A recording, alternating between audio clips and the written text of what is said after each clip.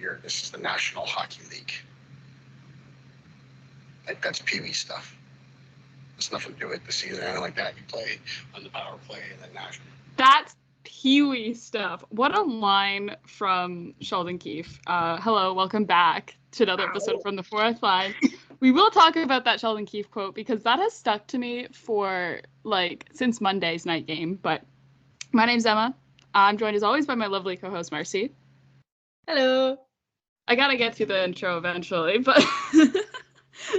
But yeah, so that quote specifically from Sheldon Keefe calling it Peewee stuff, this is the National Hockey League, calling it from Monday's game where Leafs allow a goal out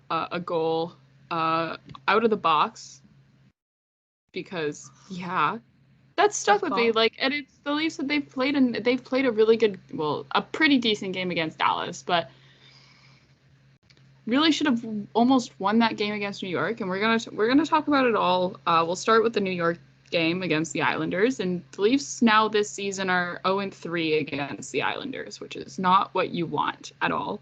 They got unlucky with Matthews triple doink. It hit all three posts. But there's it. I think for sure, that was a game that highlighted what the Leafs can do well, and it also highlighted what they can do badly, which is they don't have any secondary scoring. They don't have defense you can rely. They don't have a top 4 D that you can rely on every single night because, guys have their off nights, okay, but TJ Brody, oh my God, TJ Brody, what do we do with you? How long can we continue attempting to defend him? I don't know. There's only it's February this month. The trade deadline's a month away, and he is a $5 million cap hit, right? If I remember correctly, he's $5 million. Yeah. It's not looking good. No. Oh my God. You're... What? Sorry. What? I was just on Cat Friendly to look at Leafs just to look at how TJ Brody's contract. Guess who just got sent down to the minors today, I think, or in the past couple of days? Kyle McLean. Who? He's the one who scored the goal out of the box against the Leafs. Oh. But that just shows you how ridiculous it is. Okay, TJ Brody, he's a UFA the end of this season, right? He's going into free agency. So could you get away with yes, he has a no move, no trade clause, right? That's the thing. Is you have to get him to agree to go somewhere. Right? Yeah. It's kind of hard when he's from Ontario too. That's another thing. That'll make it hard for him to agree to do that. But you have to really hope you're going to be able, you either don't sign him this offseason and you try and find better solutions in terms of defense, or you sign him for way, way less in the offseason and have him move down for sure. He can't be in your top pair. But the problem with the Leafs right now is you have to, Sheldon Keefe has to play him in his top pair because he has no other options. He has no one else to play up there, right? Yeah, it's so annoying. It's Like- so annoying. What a pickle the Leafs are in. Huge pickle. Jake McCabe also has a no move, no trade as well. Oh. Yeah. Interesting. Yeah. Very interesting. Very interesting. But yeah, like that entry level contract stuff is like, yeah. Anyways, I just am thinking about like the 7 layers of cap hell that the Leafs are going to be in next year, and I think part of the reason that I'm thinking about that is like the fact of like their game against New York, where it was very apparent that like they have to make a change somehow if they want to stay competitive, or you know but like because like at this core, you look at this team and you look at the way that like Kyle Dubas built this team, which was goaltending and scoring. Right, like that's like you look at historically how Leafs have been this team in general, like different iterations of it, had been built by Kyle Dubas, and it was goaltending and scoring. And here we are again looking at a team that's just a worse version of goaltending and scoring, right? Yeah. And you look at the teams that are doing really well. You look at, for example, like Winnipeg, for example, has fantastic defense. Yeah. We need to do. It's Yeah. like it was miserable before, but now it's even worse. Yeah. And again, also another problem is like the Leafs need to start winning at home. They have an awful record at home this season, like compared to on the road, which is not great. And like as well, like Sheldon Keefe said it himself. They're playing like good enough to lose. Right? Like you could see moments during that game against New York where they were playing well, but it was just they were picking the wrong moments to be bad. Right? Definitely. So anyway, apparently Leafs are linked to like 7 different trades. Yeah, apparently they're all over the place. Apparently they're all over the place. You know, every time I see there's like about a list of scouts at Leafs games that are like 15 teams long. I'm like, okay, there's no way half the league wants to make a trade with the Toronto Maple Leafs right now. No. Especially when you look at like the kind of guy. Why is David Kampf on a no move, no trade? He is? He is. I kid you not, he is on a no move, no trade for $2.4 million for what, the next 4 years, right? Oh. He's making more than Calle Yarncroke is. What? Why did we let David Kampf? What is this scene? What does David Kampf and his agent have on the Toronto Maple Leafs? A lot, apparently. Yeah. This was the first contract Brad did. Oh. Damn, Because Brad. this contract was signed before free agency, and Brad literally came in and was like, no, we're going to do this. Oh my God. Decisions were made. Choices happened. Oh, this team. No, literally, I'm looking at this. Yeah. No.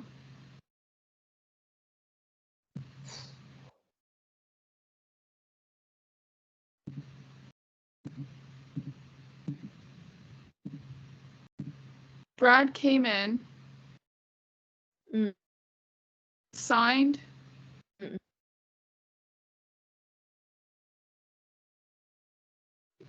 David Kampf, and was like, yeah, this is the team I want to put together. No, I just want to know, like, you come. The first thing you do, you look at is you go, I know what I'm gonna do. I'm gonna re-sign David Kampf. I'm gonna re-sign the fourth line center for $2.4 million a year, put him on a no move, no trade.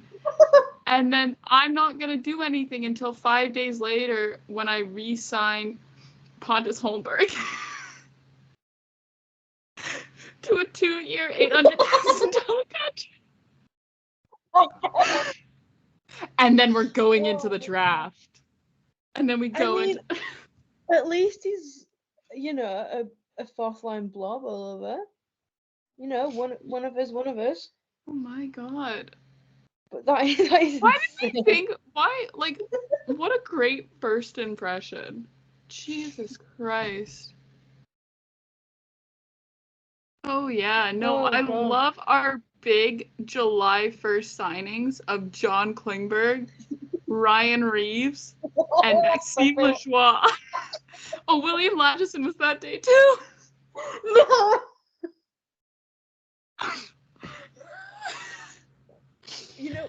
Brad, you would love the From the Fourth Line podcast. You would love it. We get Brad on the show. We just sit and we're like, right, what was going through your mind when you did this? We just opened up as cat friendly. We're like, what was going, to be in the room during the David Kampf contract negotiations. Oh my god. Again, what does David Kampf's agent or himself have on Brad Treliving? I want to know. What do they have where they're like, yeah, we're going to fleece him for $2.4 million for a fourth line shutdown center. You could probably go out and show up at, I don't know. I'm trying to think of a place where you would have a bunch of NHLers together that isn't the All-Star game. Where would you find a bunch of mediocre All-Star, a bunch of mediocre NHL players? My pocket. No, I can't walk into your pocket. It's not how this works. But you could probably show up into any, I don't know, rink during the summer where they do where NHLers train, and you could chuck a rock and you could probably hit another fourth line shutdown center. Who is not David Kampf's age. I don't think he's actually, I could be really wrong about how old he is, but he's 29. So we have David Kampf until he's 33. Oh my god. Well, he's 32. He'll be a UFA. Thank you. But yeah, no move, no trade until 26-27. Yeah. Woo. Yay, I love this team. This is so great. Thanks for this. Really appreciate. Thanks, Brad. What you've done. Thanks, Brad. No, because think about last year, he was 1.5 mil. And at oh, those were the days. Those were the days when we were having him for 1.5. Especially, considering he's only put up 4 goals this season, and he only has 8 points. Oh my god. Oh, the man's on fire. Someone hold him back. Okay, well, you know what he had last year with the Leafs? 27 points. Oh, that's actually more than I thought. Exactly why the 1.5 mil for fourth line center who's putting up 27 points in a season sounded like an absolute bargain.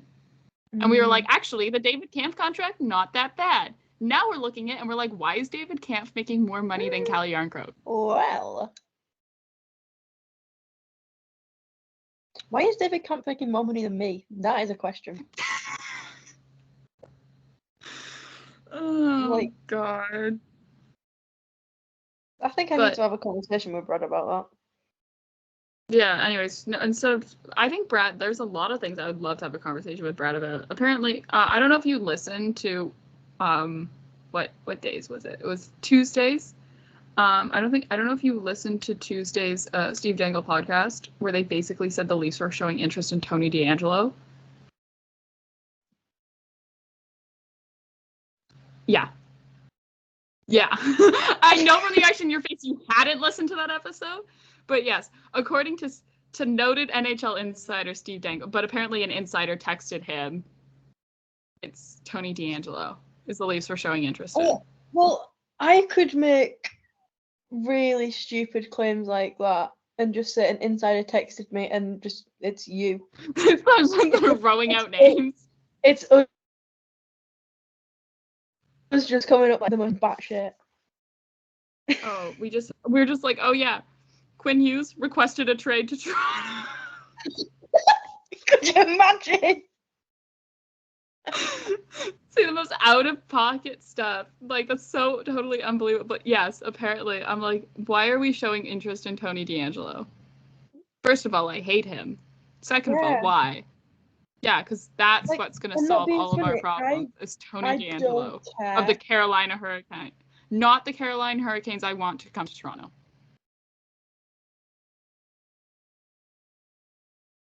Like, I don't care what he could bring to the team, which, you know, not a lot, to be honest with you. Like, do you not think how rancid the vibes would be?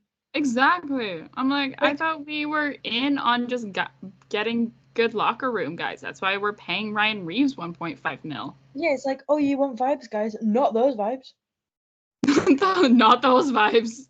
Not those ones. Not the Carolina Hurricane. Not the Hurricane I want in my locker room back in Toronto. You know who I want? Michael Bunting. Bring him home. No. Again. Oh my god, insider information. Michael Bunting has requested a trade back to the Leafs. That insider being my hopes and dreams. Yeah, I guess we also could talk about the Leafs and Stars game because actually that game was actually way more interesting. Oh yeah. Samsonov again in net for the fifth straight game. He's back. He's back. He's so back. He's so back, and like the Leafs' schedule is so interesting for the next 2 months. I don't know if you've looked at it on a calendar, but I stare at it every day.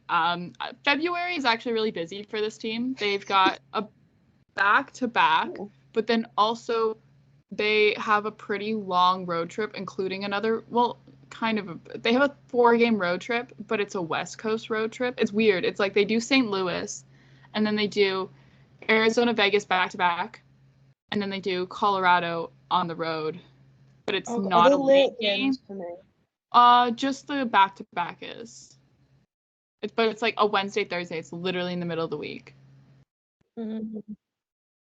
But yeah. So it's like what is? But then, because of course, like we can't spread out these games. Then it's like they get back from Colorado. They have 2 days off, and then it's Vegas, day off, Arizona, at home.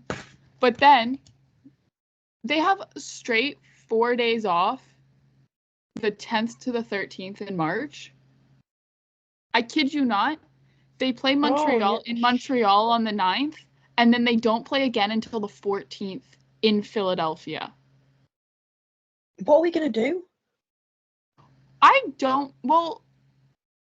guess Cry? like that. Well, the time, we'll be sad, but like we'll have the Montreal game to talk about on Friday's podcast, and also Boston. They're in Boston the Thursday before.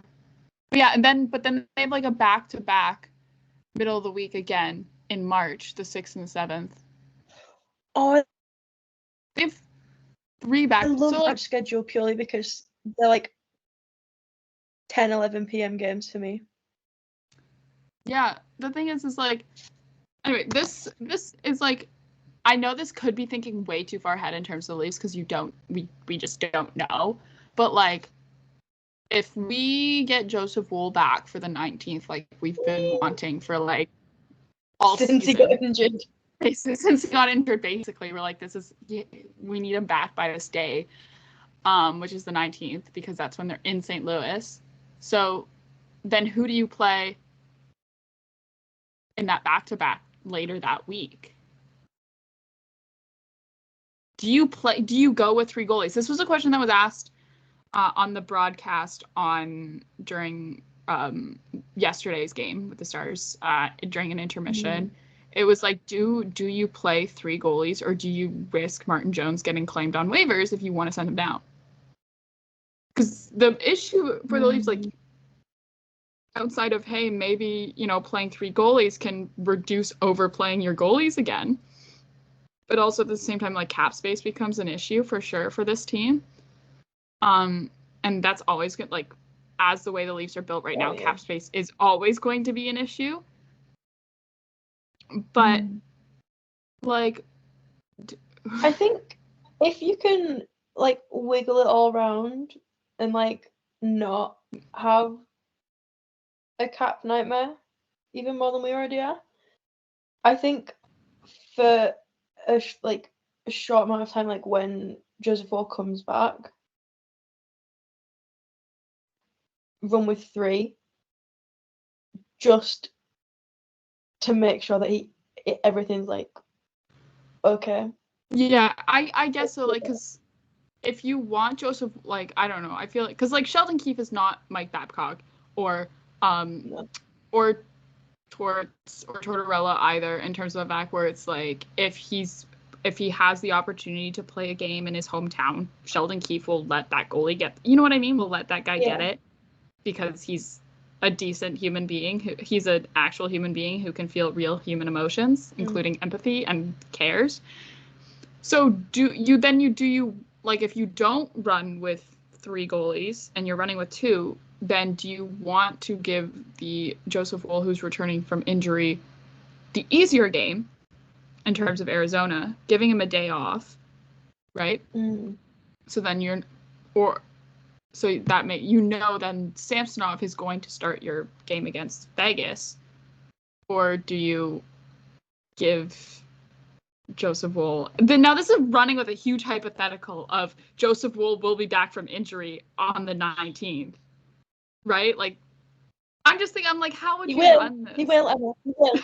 This is a huge hypothetical. It will happen. He will be back. He was at practice yesterday. Yesterday or Tuesday. Tuesday, was it? He was at practice. He was at practice.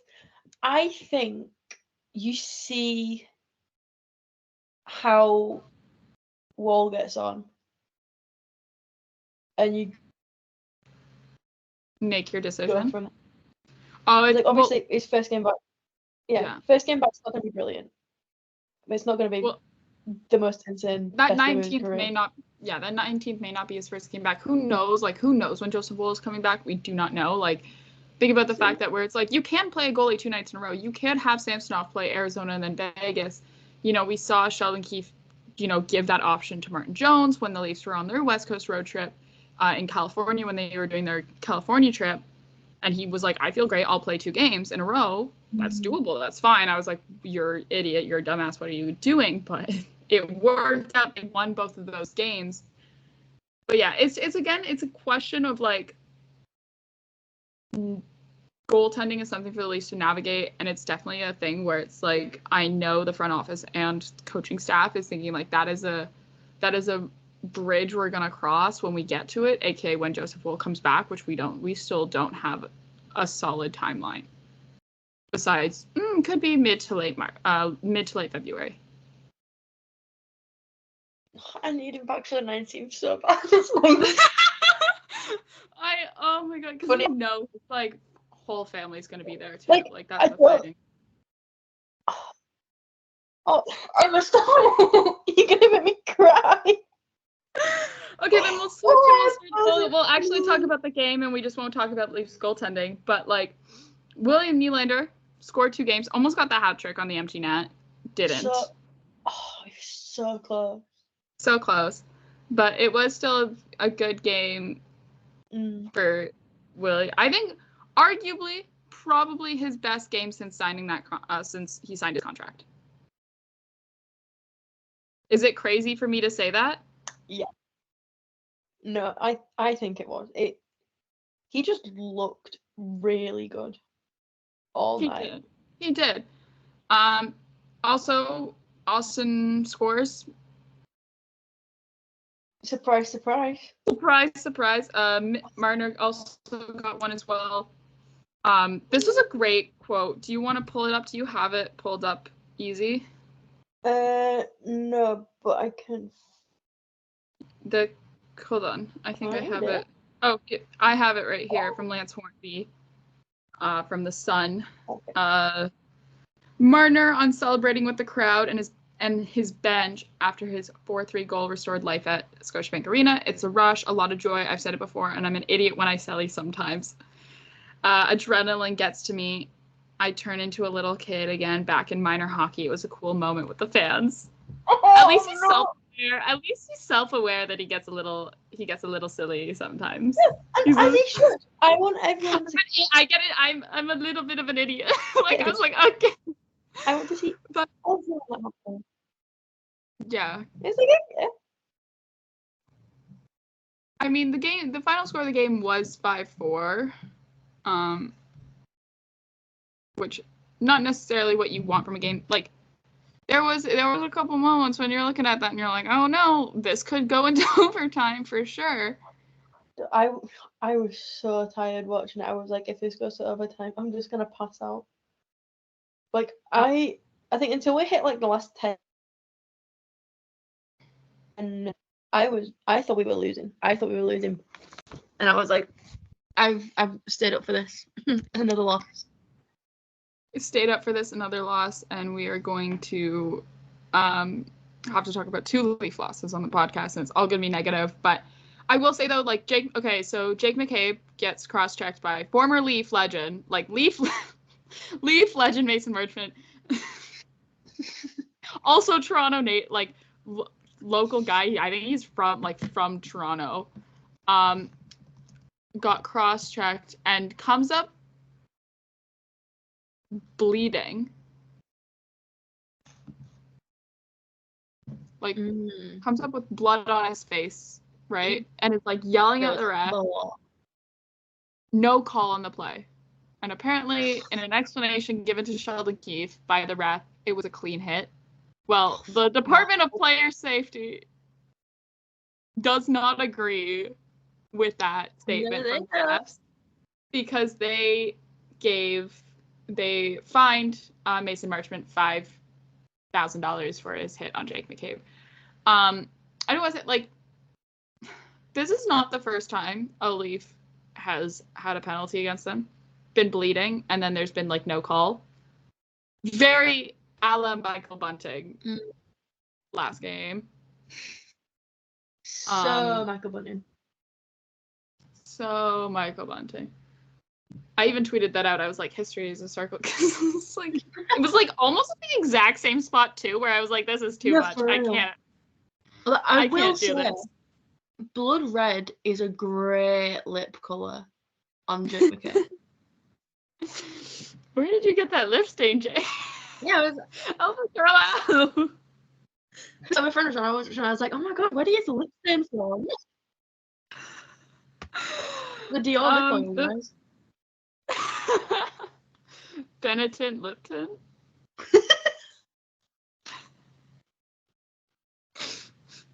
What's your Sephora status, Jake? Are you a VIP? Are you a VIP? Or are you like a Rouge member or something?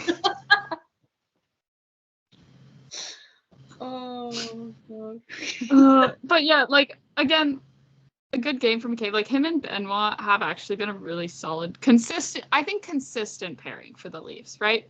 Because you could say like, oh, Morgan Riley and TJ Brody have been really, really good, but they're only really, really good when they're both good, right?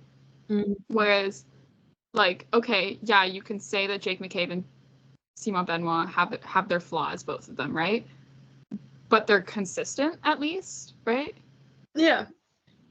Like you know what you can expect when you have them on you. Like no. When they're on the ice, you're gonna get their best, and that's all we can ask.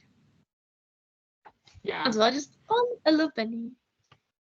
Yeah. Well, speaking of Benny, He hit his season high in ice time tonight, playing 22 minutes and 45 seconds, which is he's getting the Brock treatment.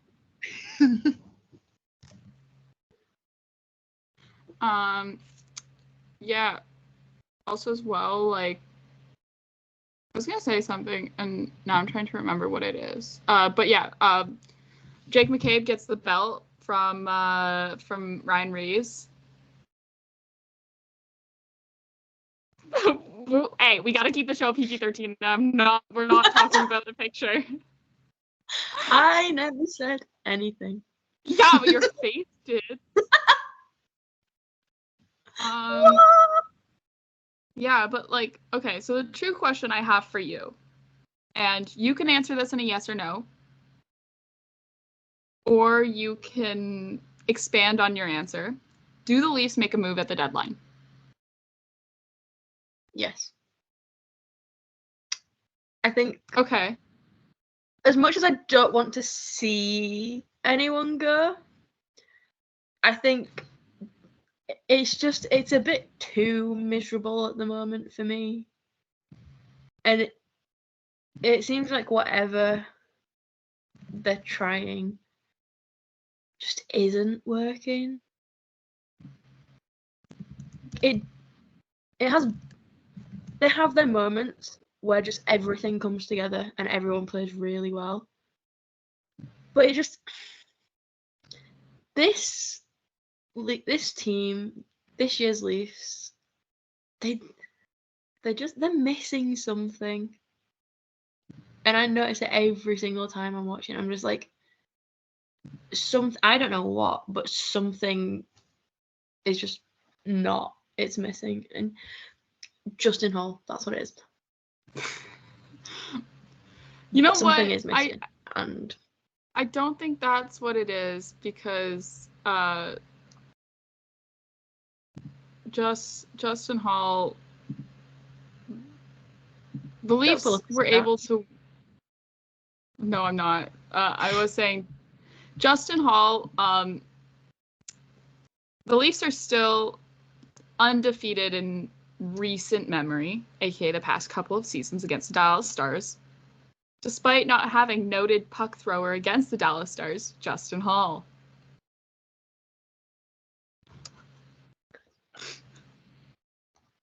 I miss him every day.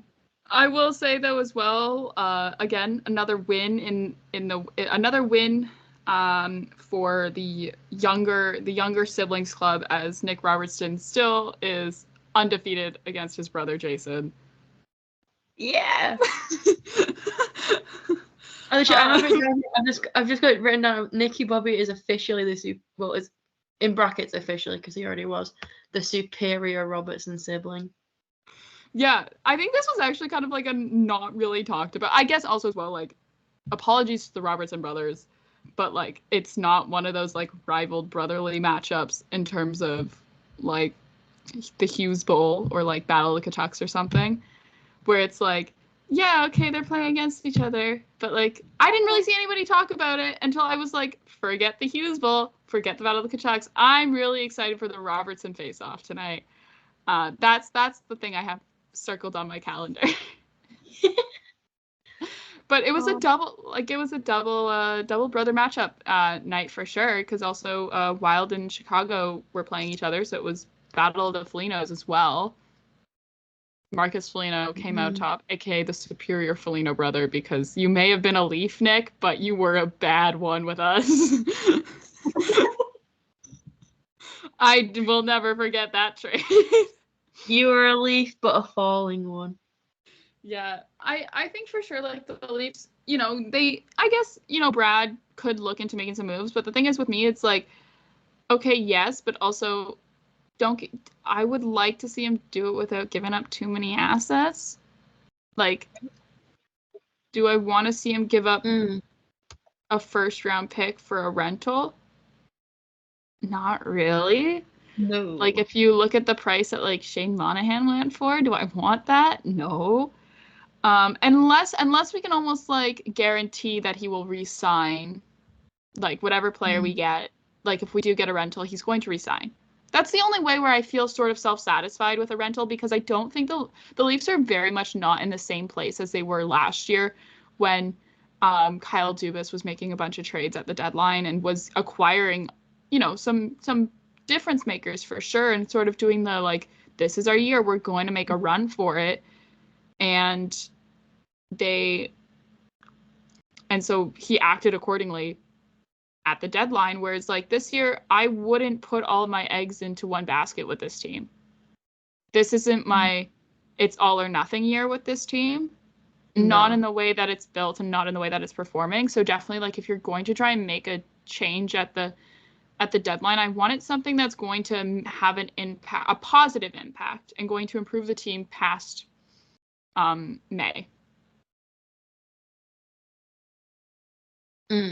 Yeah. Right. So that's where I stand on that question. Leafs also had their outdoor practice today as well at Nathan Phillips Square. It's almost a year. I think at this point, a yearly tradition. I don't know when they did their first one, but it definitely is something where it was another thing of those things where it was like, I got FOMO. Wish I was still living in Toronto, because I would have loved to go. Unfortunately, I was stuck in Ottawa working all day today, but it's the best time of the year. I think it's so fun, the outdoor practice. You get it's the return of Black and William Nylander bringing his dogs to everything. It's just, I love it so much. I do love it. It was great. It was fun. A little bit disappointing that we won't get a Justin Hall vlog with it, though.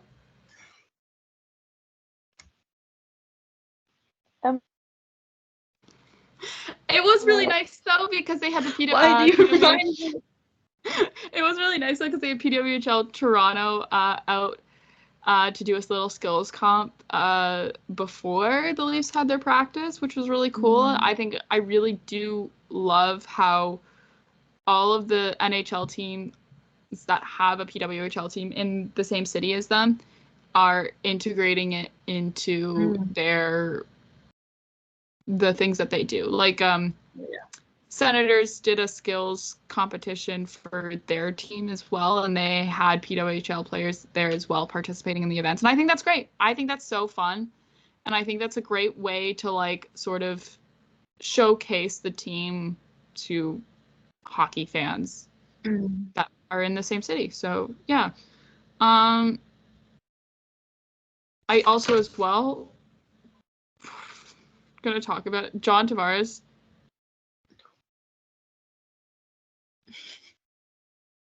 Tax evader era. What is going on?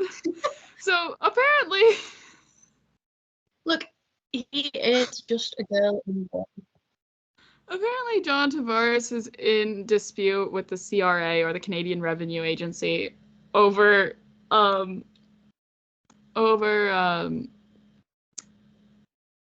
like,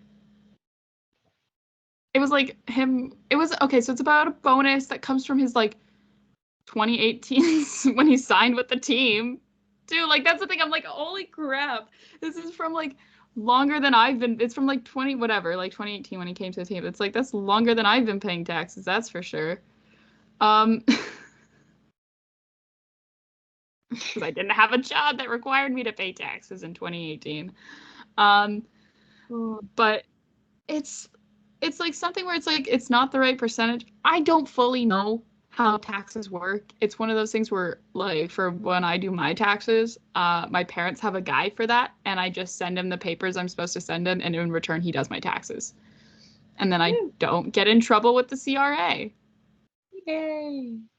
I mean, it did, however, I think this will set a precedent, though, when it comes to players and, like, getting free agents to sign for Canadian teams, because it's like, what it is it's a clause where it's there's something where it's like, if you're an athlete, you get charged less taxes on bonuses, and that's why the Leafs always have a really lopsided bonus structure when it comes to their contracts, where, like, so much of the cap hit is a bonus compared to, like, their actual salary. And that's so they can pay less taxes. And people are like, well, like they already get paid so much money. Like it doesn't matter. Tax the rich, blah, blah, blah. But I'm like, also think I'm like, okay, you say that until John Tavares having to pay the 38% in taxes that he, you know, theoretically would have to pay if he was not an athlete on a like revenue that high, is going to deter other free agents from signing in Canadian cities. And then you're going to complain about the fact of like, why does no one want to sign here? And it's not something that's just going to be a hockey thing. It's going to trickle down into baseball, and it's going to trickle down into basketball as well. And it's going to be an issue for the Blue Jays and the Raptors. And so, okay, yeah, let John Tavares pay 15% in taxes. That's literally the least of their worries right now when it comes, like, I'm like, yeah. Why is this what you guys are caring? Like, you guys, okay, yeah. Like, I will say the JT tax evader jokes are hilarious, but I love them. They're so good. But also at the same time, like, why are people are like being like, oh, he doesn't, like, make him pay the taxes, like, whatever. I'm like, okay, you say that because you're like, oh, they, you know, tax the rich, whatever. Which also, like, yeah, but also at the same time, I'm like, really not what we should be caring about right now. But yeah, I guess we'll talk about Arizona, or we could talk about injuries. I feel like we could do Arizona. We'll talk about Arizona, and then we'll finish it off with injuries. How about that? Arizona. Okay, so it was like kind of discussed over the All-Star break that there's still issue, and we talked about it a little bit as well when we recapped the All-Star weekend last episode, but there's been issues surrounding Arizona and their arena and them not having an arena right now, and them still playing in Mullet Arena, which, okay, yeah, say what you will. I have my own qualms. I, like, I know when I say it, I'm like, okay, you just sound like a Leafs fan from Toronto, like, why do you care? But, like, I do think that the fact that the arena, like, is an issue that it is it's a problem that needs to be solved for sure. Yeah, like, I'm not being funny, but if you and a team are playing in Mullet Arena with a capacity of 5,000, that, when you think about it, like, where Planet Ice Ultra and where the Storm play, that's just under, like, 2,500-ish. So if you're playing somewhere with a capacity that is just over double where the Manchester Storm are playing, that's a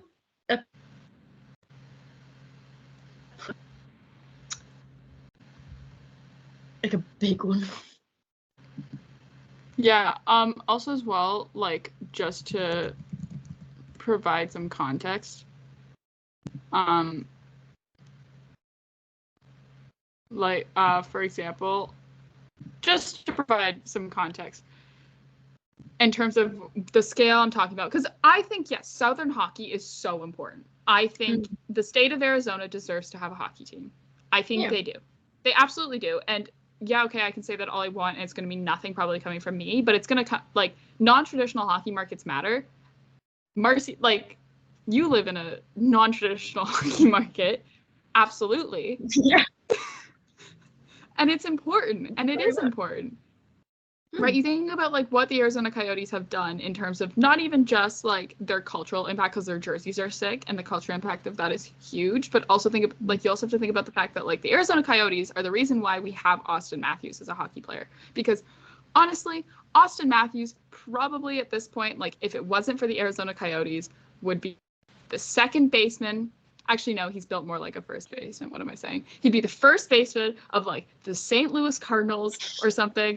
And everyone would be like, oh, yeah, no, that's, like, Austin Matthews, the first baseman of the St. Louis Cardinals. Or, I don't know. I picked a random baseball team. I was like, okay, yeah, he'll go play in St. Louis. I couldn't name you a single other Cardinal, but... but, yeah, like... That's the right, and so it's, and then also as well you have Matthew Nyes as well in the Leafs, and then you also have to think about like Southern hockey still as a concept is really important and can still have success. Like I'm not saying that like you can't think about Tampa Bay Lightning, think about the success the Florida Panthers have had recently, think about the success in the historically that the Nashville Predators have had. Now it wasn't Stanley Cup winning success, but still success. Vegas Golden Knights, big success there. Sharks, success. Kings, success. Ducks, have a cup. Success. Not right now, but hey, if you can get a team from a Disney movie do well enough to win a Stanley Cup within, 10 years of the franchise still having movies made, if I'm correct, right? When did the last Mighty Ducks movie come out? 96? I think so. Mighty Ducks 2 was 94. What about Mighty Ducks 3? Mighty Ducks 3.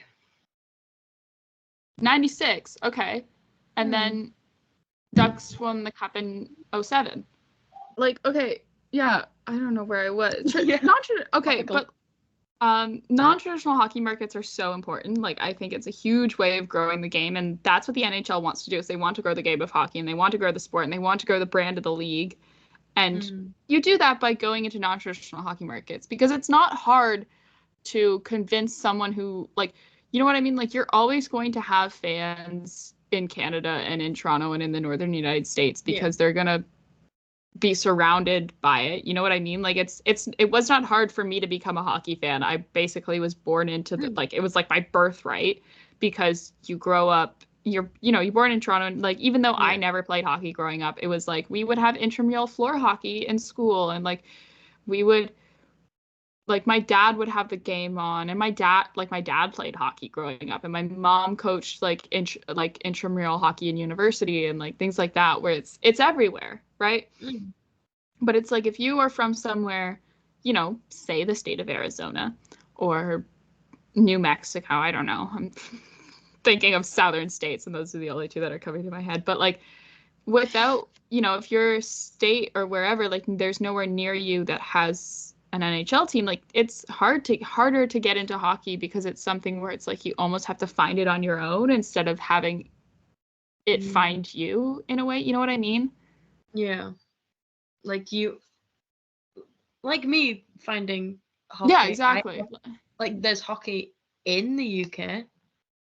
Like, I have like local teams like here and back home, but I'd have to like actively search them out and be like, I want to find them. Yeah. Like, it's not like football. It's not like I grew up playing football because it's everywhere. Yeah, like, it's the thing here where it's like, I'm sure you probably could relate the same with soccer and like how it works, where it's like I turn on the TV and like, oh look, here's like Leon Draisaitl in a Skip the Dishes ad. Yeah, just right? Everywhere. Like, I turn on cable, here's John Tavares doing the Law and Order Dun Dun to promote Law and Order Toronto. Like, it's everywhere, right? Or it's like that sort of thing where it's, and I guess part of that is the culture when it comes to Canada, and there is problematic parts of the hockey culture for sure. We have talked about it, but I think it's so important. I think that's why I really do want the Arizona Coyotes to succeed, but you can't do that when you don't have an arena. Like, for context, arena, we said capacity was 5,000, right? The capacity of TD Arena, which is where the Ottawa 67s play, in the OHL, their capacity is 5,500 seats. The capacity for Budweiser Gardens, where the London Knights play, probably are like a bigger, more popular major junior team than the 67s. Their capacity in Budweiser Gardens is just over 9,000 seats for a hockey game. Wow. So, right, like, before you say, well, London's a fairly big city, so is so is Ottawa. Like, they can draw that crowd. But yeah, so is Phoenix. Like, that's not an excuse. Just because I'm curious, like, it's...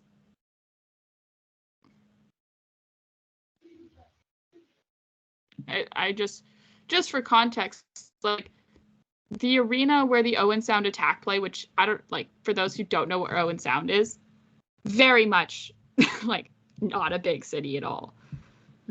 Their hockey arena capacity is 4,300 seats. And the population of Owen Sound is 21,000 people. Ouch. So, yeah, like, just to show you the ratio of, like, hey, yeah, they still can draw a crowd there.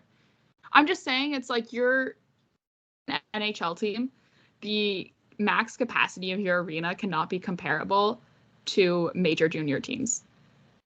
In some cases, even less than major junior teams. No. I don't care what you say about the environment, about saying that it's always a loud building. There are many, many arenas across the National Hockey League where it is a full-sized NHL arena of capacity of near, like, around 20,000 people, and it's loud every single night. There's so many of those arenas across the league. Yeah, like, I'm looking here for comparison. Like, so Mullet Arena, 5,000. The arena where Sheffield Steelers play, which is another Elite League team, 13,600, I think. Yeah, exactly. And it's like, it's becoming, like, if you have the union of your players, if you have them saying, like, oh yeah, well, front management is avoiding our calls, it's a little bit of an issue. You have to talk to the union of your players. Like, you can't ignore them.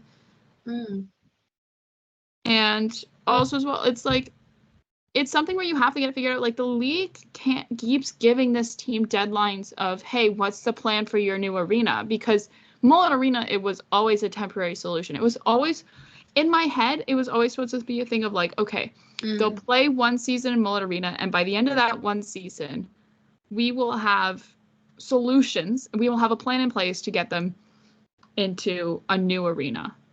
An arena of the size that they deserve. Yeah. Right? And it's been how many seasons now? And they don't? Yeah. There's not even an inkling of a plan. There's nothing there, which is a problem. And it's like, teams, there's been cities that have lost their NHL teams for less. And it's punishment to both the players, and it's also punishment to the fans in Arizona, in Phoenix, that, like, the ownership isn't able to put something together. Right? Like, and that's what the thing is. It's like, it's not the lack of a fan base. It's not the play. Like, okay, yeah, you can make all the jokes about Arizona being bad. They're doing it pretty well, actually, this season, in my opinion. It's just it's the management not getting their shit together, which is unfortunate. And you can't be like, well, you know, look at, like, they're selling out their. It's not hard to sell out 5,000 seats. No. It really isn't. For an NHL team to sell out 5,000, that's not the world's most difficult task. No. Also, as well, I'm going to say it. You can't have rumored. Now, this is a rumor, but I'm pretty sure it's true. You can't have the owner's son on Twitter saying stuff, because it's crazy. You just can't. Like, using, like, hashtag fake news on an NHL team's Twitter, and unironically. Like, it's not like a thing where it's like, oh, the goal, you know, got called back, fake, what, or whatever. Like, you know what I mean? Like, you know, sometimes when they're like, but, like, using, like, hashtag fake news, like, unironically, in regards to your arena's, your team's arena situation, it's like, or saying, like, an announcement with our plan to stay in Arizona will be coming soon. Okay, you've been saying that for 2 years now. We have narrowed our list of sites down and remain extremely bullish that we will have a resolution on our home in the desert soon. Nobody wants this done more than us. As at Jim Kramer, aka the host of Mad Money on CNBC, would say, bye, bye, bye. What is that?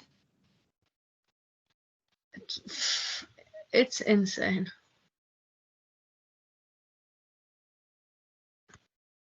Like, I just don't know what's going on. Like, also as well, we have every intention of staying in Arizona and bringing a Stanley Cup to this great state. So much love for all of you supporting us. We can't let you all down. Hashtag Yotes forever. Like, okay, if that's what you're saying, then say something, right? Like, give us something, because we don't know. And now there's this talk of Utah coming into the league as an expansion, which, cool.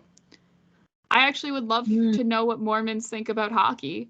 I don't know about you, but like, what is Mormons' opinion? I know that's not all of the people who live in the state of Utah, but in my head, most of the people who live in the state of Utah are Mormons. Yeah. I want to, like I said last time, the underground Mormon Hockey League. But, like, I feel like we talk in circles, but, like, at the end of the day, hockey belongs in the state of Arizona, right? I think we can agree on that. It's like, you just have to get an arena. You really do. And you can say what you want about, people saying that the team should move or whatever to somewhere else. And you can, like, if for the fans of the Coyotes and stuff, and they can be like, well, you just don't get it because you're not from Arizona. Show me an arena. Yeah. That's not on a university campus. Because, like, we are long past the days of being an organization that deserves respect, that has a team. Like, we're long past the days of having a team that plays in a mall. We're not. Hartford Whalers used to play in a mall. Now the team's in Carolina. Would you look at that? Would you look at that? But yeah, so I, like, again, where is it?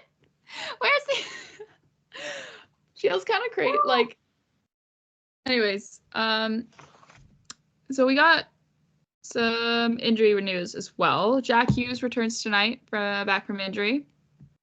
Go to Hughes.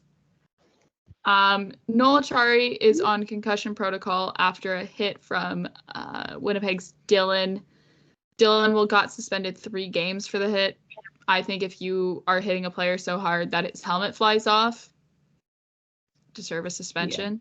Especially unfortunate for Noel Acciari. I think it's not great though that my Penguins and Paws calendar, it's February. Mr. February is Noel Acciari. It's a little bit unfortunate. Also as well, Boston's Matthew Poitras to miss the rest of the season after undergoing shoulder surgery. It's about the recovery is expected to be 5 months, so he should be good to return in September for training camp. That's unfortunate. You don't want to see that. He's had a really great start to a season, from surprising everyone out of camp to making the roster to getting to go to World Juniors this year to represent Team Canada. I think it's just unfortunate that, after the start of the season that he's had, and he's still like so young, to miss because of shoulder injury is unfortunate. Also as well, Minnesota Wild's Pat Maroon underwent back surgery, and he will be out 4 to 6 weeks, which sucks for that as well. Especially sucks for Minnesota. I think for them, like, it's just been a bad season for them overall, and you find it's unfortunate for sure. I think that's now 2 people on their 4th line hurt, I believe. Dewar is still out, and now that's Pat Maroon. So, Brandon Duhaime, watch your back. Also as well, Tampa Bay Lightning, Sergachev was injured versus New York Rangers last night. We didn't have an update when I wrote out my notes, but now we have an update from the Tampa Bay Lightning if you want to read that out, Marcie. Yes, I am pulling that up now. Tampa Bay Lightning defenseman Mikhail Sergachev underwent surgery today in New York to stabilize fractures to both the tibia and fibula in his left leg. Ouch, the team has announced. Sergachev is expected to return to Tampa in the coming days and immediately begin rehabilitation. A timetable for his return to the ice has not yet been established. And then it says Sergachev was injured during the second period of Wednesday's game versus the New York Rangers at Madison Square Garden. Yeah, it's unfortunate because that was his first game back. Yeah. Returning from injury too, like that's the thing. And, fracture like that hurts and is unfortunate. Like if you haven't seen the video of it, caution to those with a weak stomach that don't do well with videos like that. But if you haven't seen the video yet, go watch the video and you'll just see how you can tell it's bad from the moment it happens. They have to stretch him off the ice. Yeah. And I feel also bad for Lafreniere because no one was at fault there. It was just, wrong place, wrong time for both of them. And you can see Lafreniere feels awful about it and goes up and apologizes to Sergachev too as he's getting taken off. But like, no one's to blame for that as well. It's unfortunate, but it definitely does look like it hurt a lot. And, you kind of have to feel for the guy because of the fact that, like, he's been out since December 19th with an injury, comes back, and in his first game back gets hurt again and is expected to probably miss a lot of time for sure. I don't know how much time he'll miss, but, it's going to be a while. It's going to be a while for sure. And part of the, you almost have to think on the bright side. I thought it was going to be joint. When I first saw that video, I was like, oh, it's got to be something like joint related, which is always just the absolute worst when it comes to injuries. Like that's the worst case, at least like with a leg fracture, you are looking at something that's like just waiting, right? At the end of the day. Still unknown if he'll have to undergo surgery or not, but we'll find out for sure in the coming days, if not week. Also, one more thing that because I didn't have it as a little itemized thing as well. It was officially announced because it was very heavily hinted and it was basically leaked. But then it was officially announced that the 2025 Winter Classic will be Chicago versus St. Louis at Wrigley Field. That's cool. Not the first time though it's been at Wrigley Field. Apparently the reasoning behind the decision of giving Chicago another reward is that the league wants to market Connor Bedard, which is ironic because they got Connor. Like, it's ironic that it's like, oh yeah, we want to market the Chicago Blackhawks more and like give them all these things because we want to market Bedard, but like Bedard, you know what I'm going with this? But anyways, the conditions surrounding acquiring said Connor Bedard were interesting and some would say suspicious. Yeah, I'm not going to say the draft is rigged, but it's not the first time it's been up to question with a draft. It's like it was just really convenient. I think also as well, it's like, okay, yes, like Chicago and St. Louis, like that was a pretty big rivalry. I'm not going to beat around the bush on that. Like those are two teams who because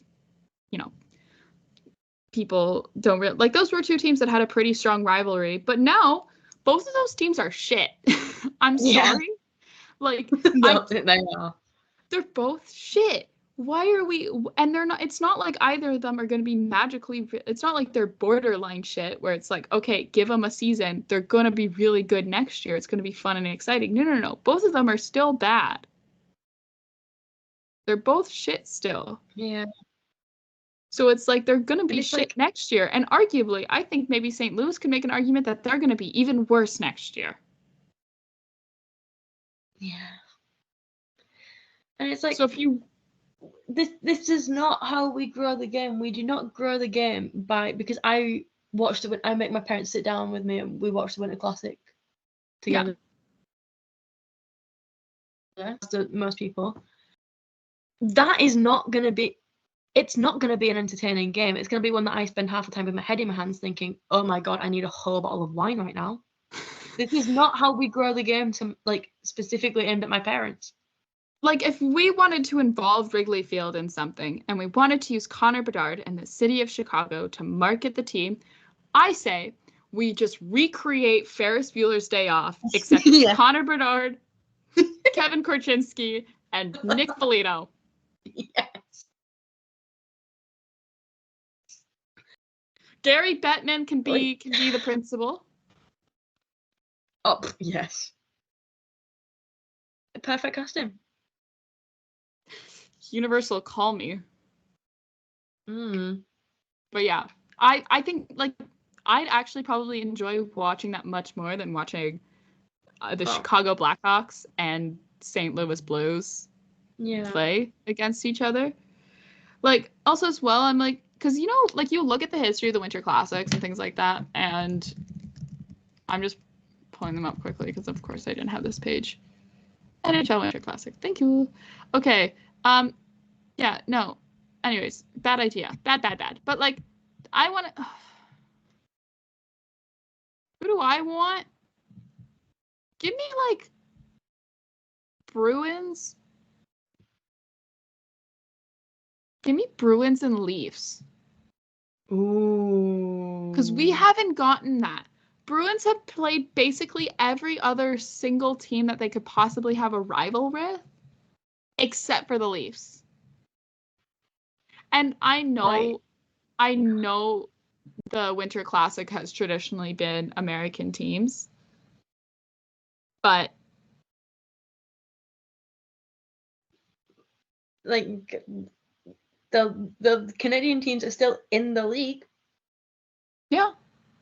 Also as well, because you can't just be like, oh yeah, we're gonna do this really cool thing, but just with the American teams. Yeah. Like, come on, give us what we want, which is a Jeremy Swayman Joseph Wall matchup. That is what we want. Give us Jeremy Swayman and Joseph Woll playing against each other outside. In little bubble hats. Little bubble hats on top of their That's the thing. I would like, yeah, you have it at Fenway Park because they've always been in the US. Right? I have it at Fenway Park. And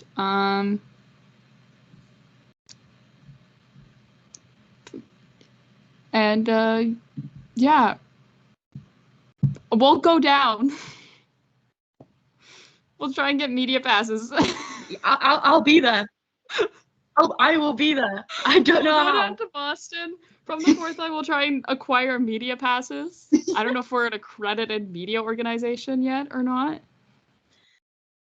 If TikTokers can do it, we can too. I don't know, but yeah, we'll pull up our Spotify stats. Yeah, absolutely. But like, I'm like looking. Sorry, I'm the only. Leafs have played in a Winter Classic. Habs have played in a Winter Classic, and that's it. But also as well, hold on. Then there's not the Winter Classic. There's the Canadian version, where it's not the Heritage Classic. Why are they all different names? Beats me.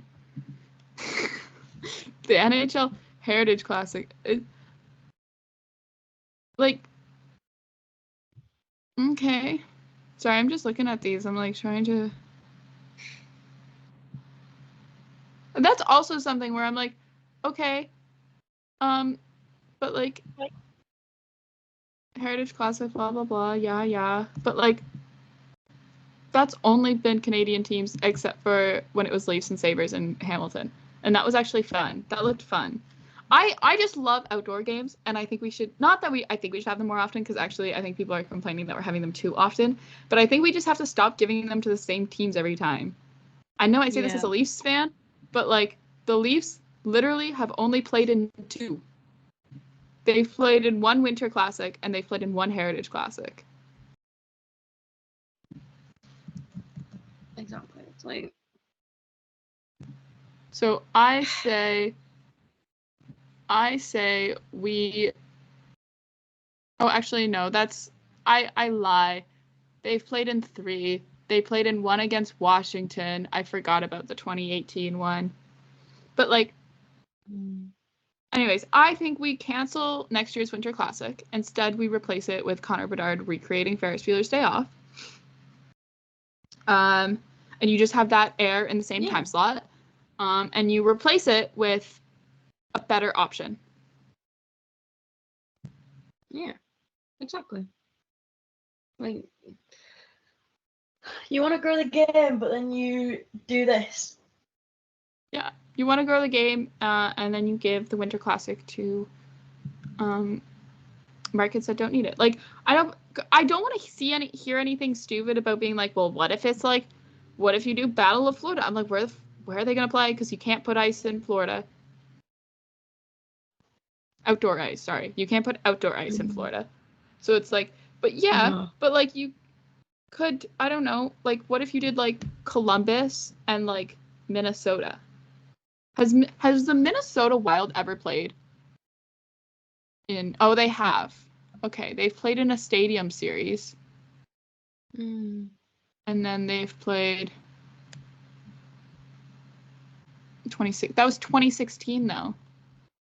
And then they played in back-to-back outdoor classes. Okay, I feel like I knew that. But like, what if you did? Hear me out. What if you did like Winnipeg and like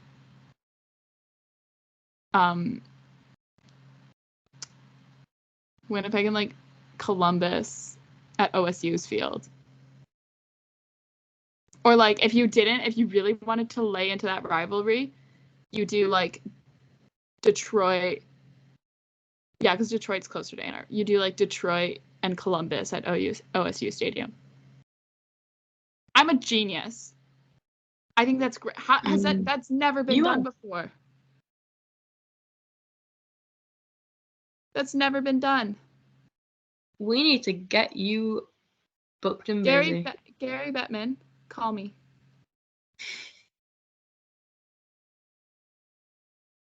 Okay, because you know what this is? I'm looking at this right now. 2017, Busch Stadium, St. Louis. Chicago Blackhawks, St. Louis Blues. Why are we doing this again? Columbus Blue Jackets, Detroit Red Wings, OSU. Okay. Like, give us something. Okay, Gary. Good.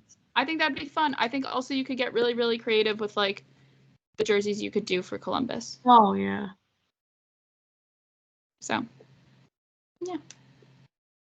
Anyways, without further ado, I think we're gonna end the episode here. Yeah. Leafs play on Saturday. I'll be at the game. I've decided on what jersey I am wearing though for Saturday for the game. I'm wearing my William. I'll wear my William Nylander one because I feel kind of bad. Like I don't know. I'm like I want to wear it out, and Joseph Wool's not playing, so I've not like I have no excuse to wear my Joseph Wool jersey, but like I'll wear the Nylander Drew House jersey. I think that'll be fun. But yeah, so I'll be there at the game. Exciting. Leafs take on the Sens in Ottawa. And then we will be back for Monday after the Super Bowl, because that's this weekend. I don't know. That we will. Who do you have winning? I know nothing about football. I'm very knowledgeable about football, and using my great in-depth wealth of knowledge, which is from Cal being a Dolphins fan. Yeah, I want Taylor Swift to win.